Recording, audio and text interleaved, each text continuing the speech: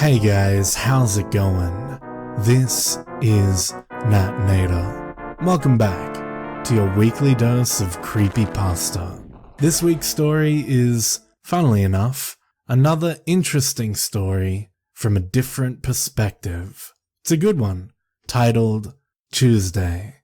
Now as always, turn out the lights, get comfortable, and let the story begin.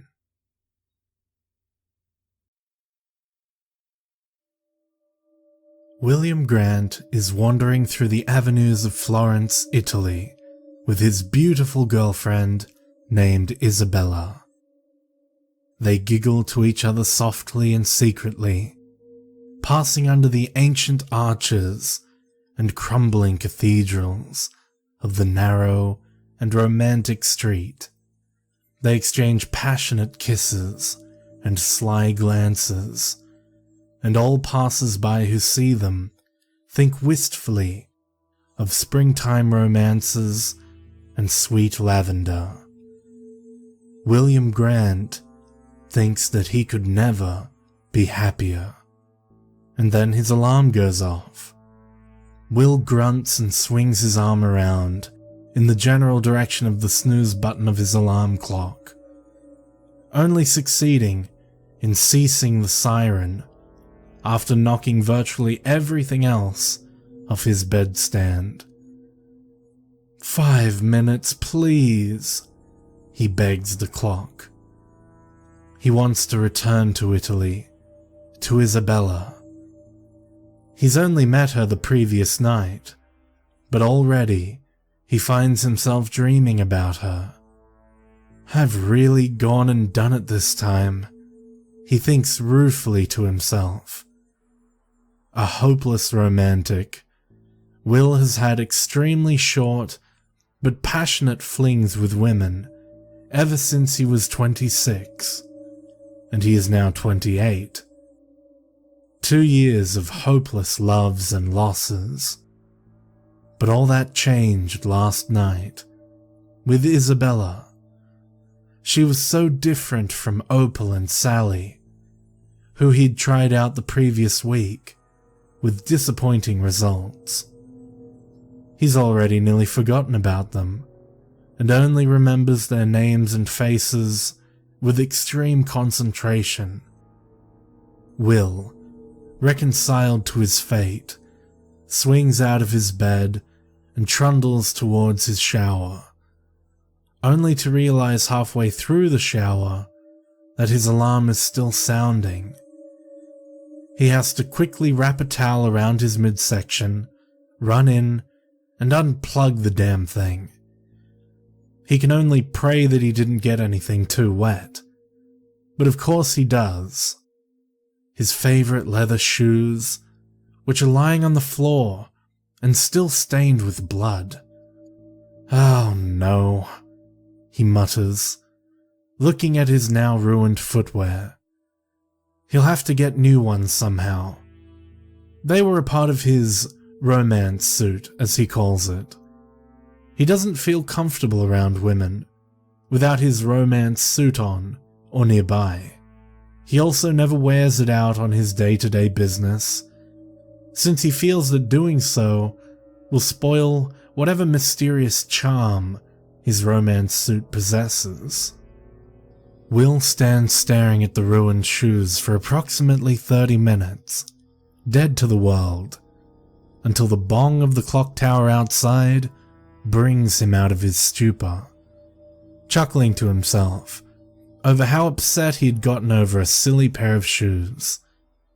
He finishes his shower and brushes his teeth, singing "That's Amore" to himself, loudly and out of tune. Fully awake now, Will practically dances down the stairs to his kitchen, eager to see the object of his affection once more. He schmaltzes into the kitchen, adopting a Humphrey Bogart voice, and cries out, "Sweetheart, I've missed you. Come here and give me a kiss." Lost in the throes of love, Will dreamily opens the fridge and takes out Isabella, or what is left of her. He begins to hum a waltz, kissing Isabella periodically between the notes. "Listen, baby, it's our song. Shall we dance? Silence is acquiescence, my dear." "What's that?" "You'd love to. Oh, darling." He swings her about in an elegant and passionate two-step, spilling congealed blood all over the kitchen. He knows he'll have to clean it up later, but it's worth it to spend quality time with his best girl, as he affectionately calls her, just as he had called Opal and Sally. After their dance is over, Will delicately places Isabella back into her cubby in the fridge and grabs the milk from behind her ear. He then shuts the fridge door, but not before whispering, "I'll be back soon, darling," into his beloved's ear. Humming his beautiful waltz loudly, Will pours himself a bowl of Lucky Charms.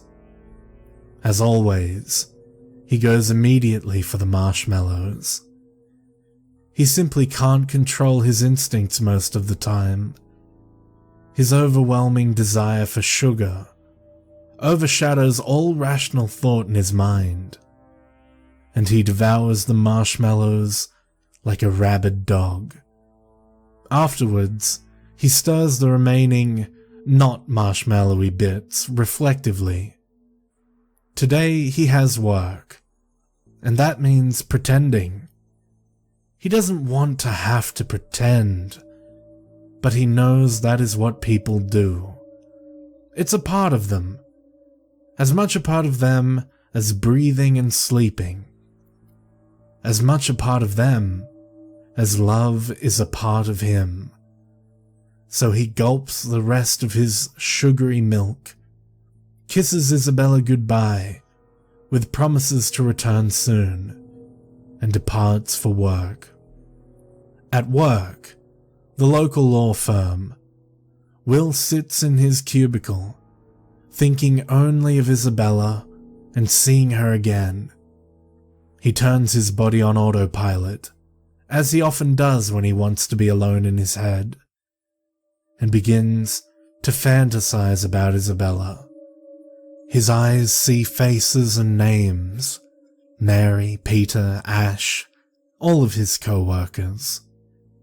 And his mouth takes care of the niceties, smiles, smirks at off-color jokes, short greetings, but his mind is free from contamination, from other influences. His hands even do the work for him, typing out endless forms and data analyses, so that he can remain focused.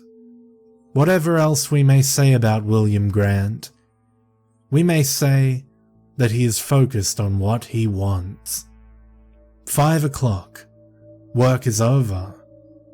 In his head, Will has practically worked himself into a frenzy, thinking of all that he and Isabella are going to do together. He skips out of his cubicle and smiles at each and every one of his fellow employees, who smile back with genuine affection.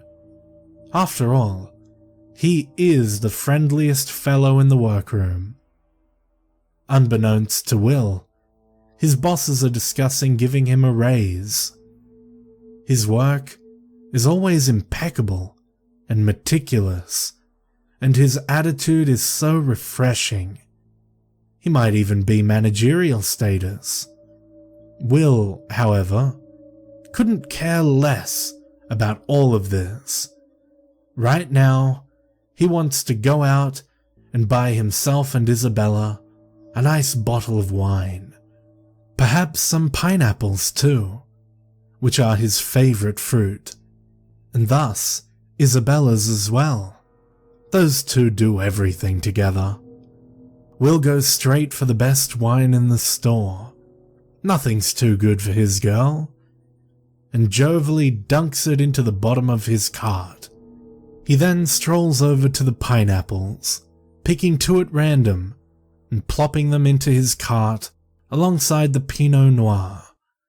Isabella will be so surprised and happy, he thinks to himself, and smiles a smile so warm and intimate that a woman across the aisle from him can't help but wish that her boyfriend was that crazy about her, to smile so widely. He waits in the checkout line, his body once more on autopilot. Faces become a pointless blur to him, until, that is, a loud plonk captures his attention.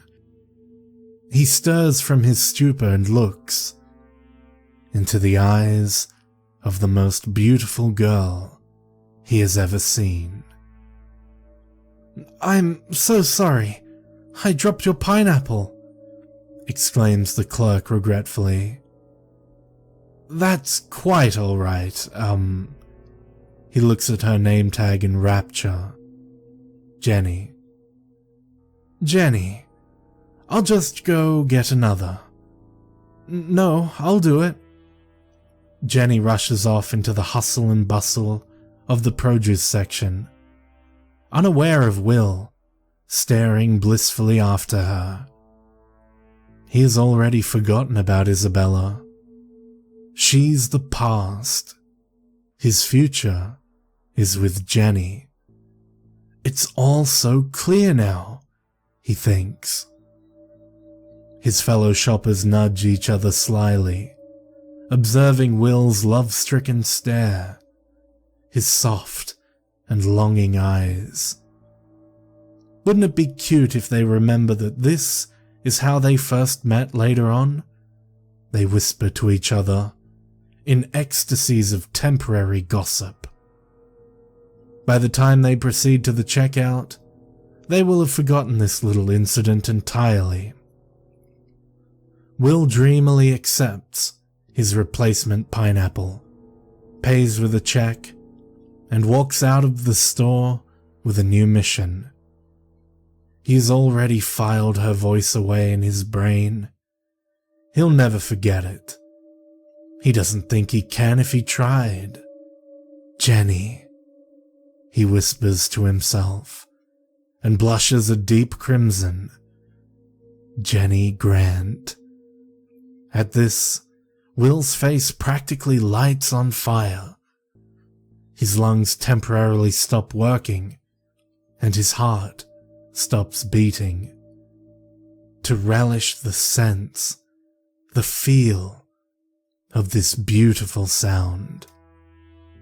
Miraculously, Will's trance-like drive home ends without an accusation of DUI or an accidental manslaughter.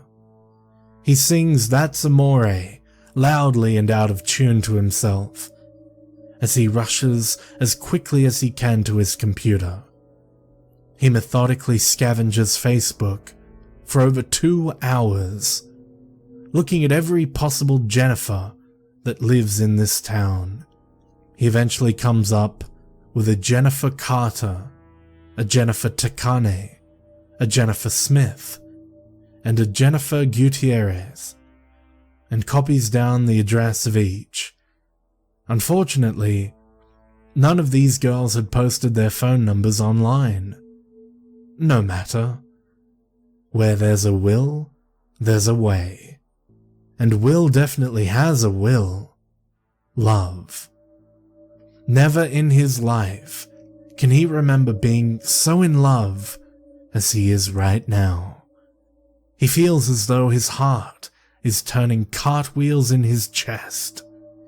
Will scours his phone book for another hour and calls each Jennifer, posing as a representative of the government, conducting a survey.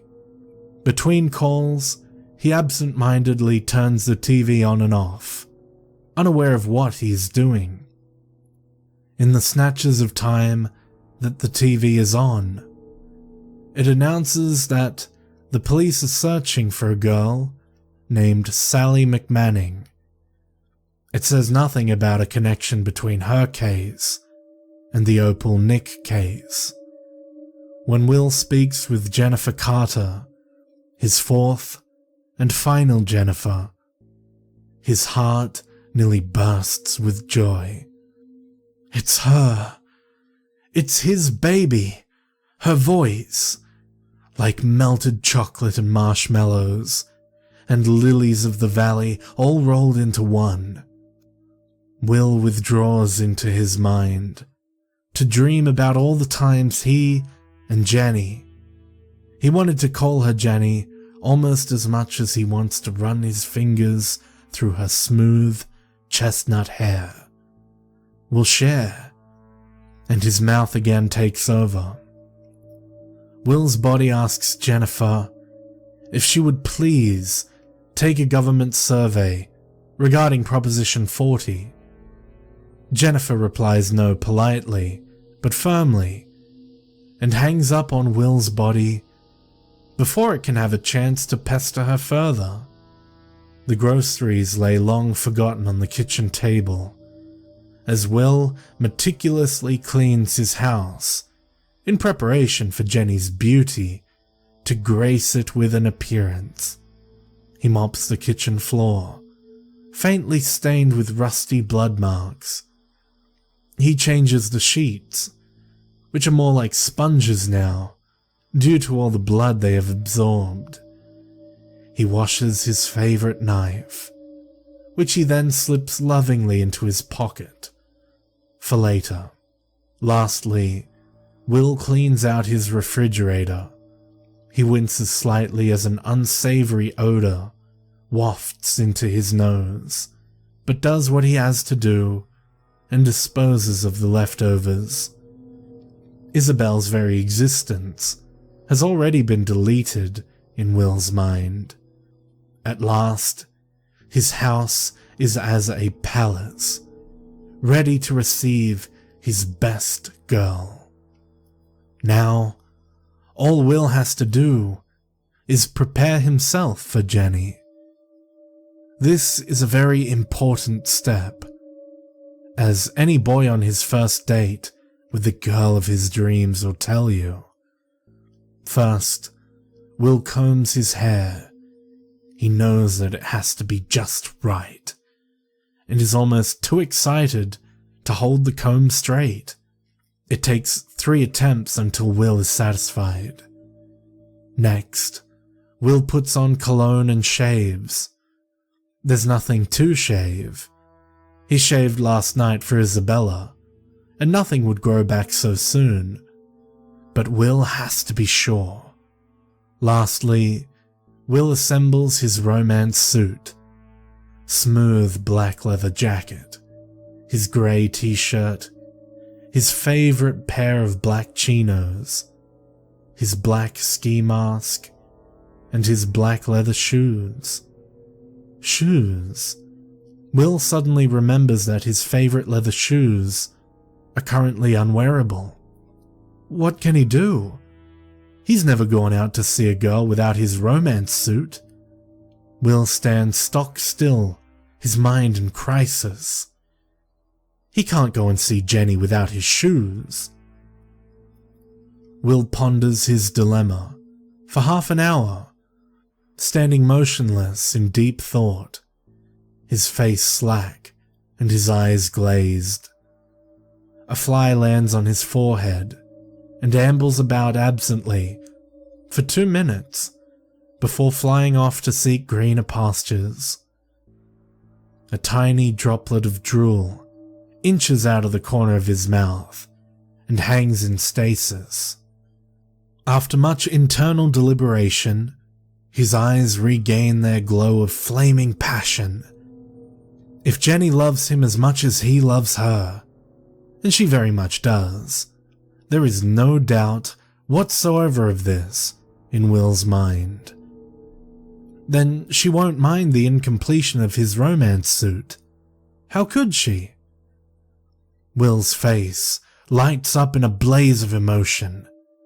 He feels the gravity of the moment, the freedom he now possesses, the confidence he now has. Love looks not with the eyes but with the mind, said Shakespeare, and Will cannot agree more. Love has triumphed this warm Tuesday night. Having doffed his tattered white Vans, Will slips quietly out of his front door. He feels the soft, cool air and marvels at the thought that somewhere Jenny is feeling the exact same breezy kiss. He thinks to himself, I'll have to remember this Tuesday as the happiest day of my life. The day I met Jenny. Smiling deeply, he begins to skip to Jenny's house, humming a sweet and sensuous waltz to himself the whole way.